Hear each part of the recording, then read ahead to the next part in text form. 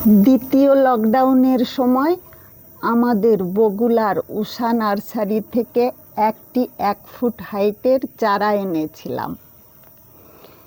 এই 5 বছরে আমি মালবেরি গাছের কচি পাতাতে কখনো কীটপতঙ্গের উপদ্রব দেখিনি। এই কারণে আমি মালবেরি গাছের কচি পাতাতে কীটনাশক স্প্রে করি না।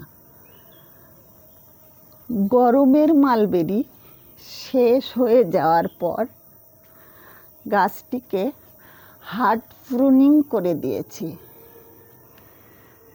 এখন কচি ডালের সাথে অল্প পরিমাণে মালবেরি এসেছে। জানুয়ারি মাসে যখন কচি পাতার সাথে ফুল আসতে শুরু করেছিল, তখন আমি বেশি পরিমাণে জৈব মিশ্র সার দিয়ে দিয়েছিলাম।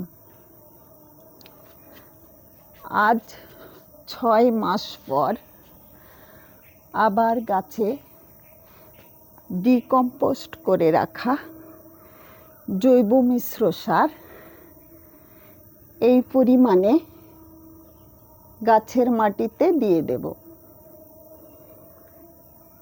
এছাড়া আমি নিয়মিত গাছে পাকা কলার খোসা ভেজানো জল 15 দিন অন্তর দিয়ে থাকি,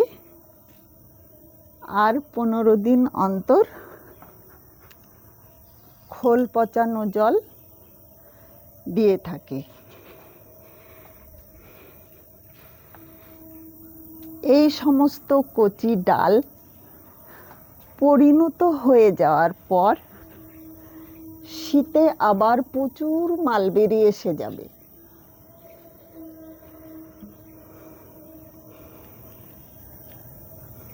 আজ আসি,